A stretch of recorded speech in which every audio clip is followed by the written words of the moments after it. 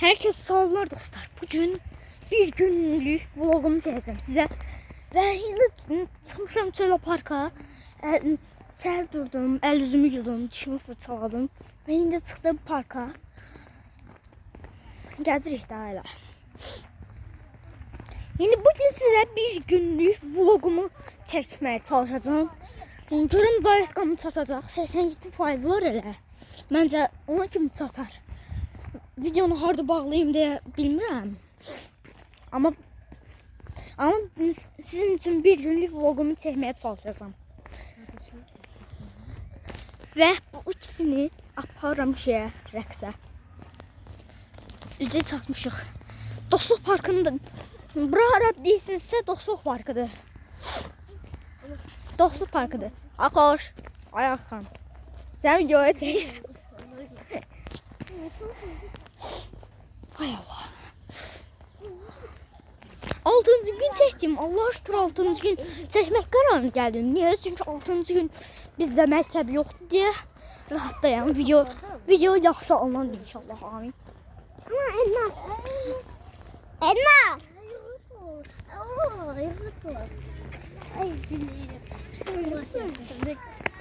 Ay abi var ya o gidiyor. Abone olup like atmayı unutmayın. Yine o birisi kısmı kesəcəyik. Evet dostlar, bugün Gənclər evini yankı buranı. Buranın içində Allah qoysa görəm göstərə biləcəm mən.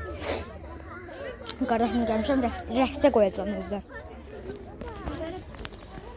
Və dostlar, Ramizi qoydum. Ramizi qoydum və indi gedirik.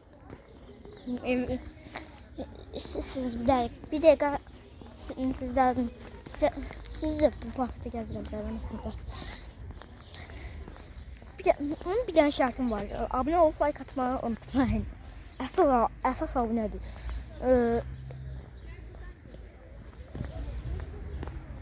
Əsas oldu ki nədir? Abunə olun. 50 abunəçinin keçsəm canlı yayın aça biləcəm YouTube'da. İnşallah da açarım.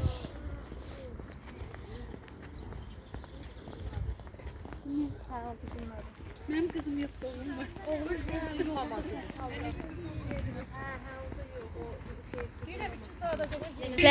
Və bu da qarşınızda Rəsul baba. Rəsul, buradan bilən izləyicilərə sözüm var. Ya. Like atıp abone olup zilçinə basmayı unutmayın. Oba, Harry. Və bu da bizim məhəlləmiz. Çatdıq özü. Burada bizim məhəllədir.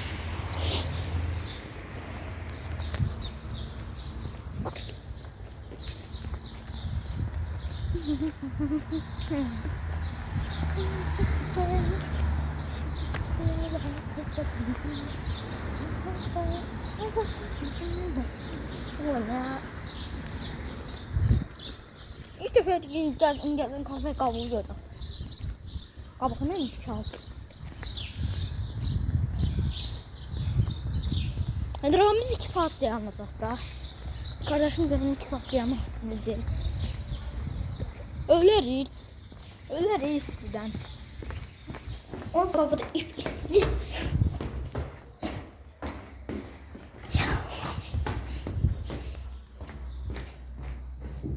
Dostlar, siz nədir? Mərdivenli nesinə sən çıxırsınız? Mən 2-2 çıxıram həmişə. Baxın, siz çıxın.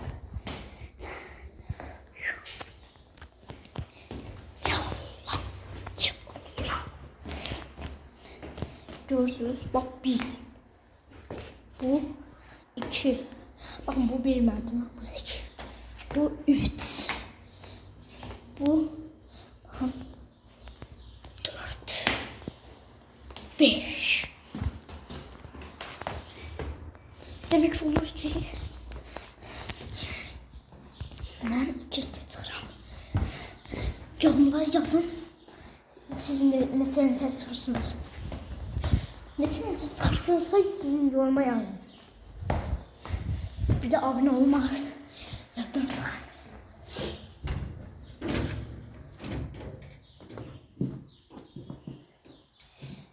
Sağ olun. Sağ salamat qalın və video bağlanır. Sağ olun.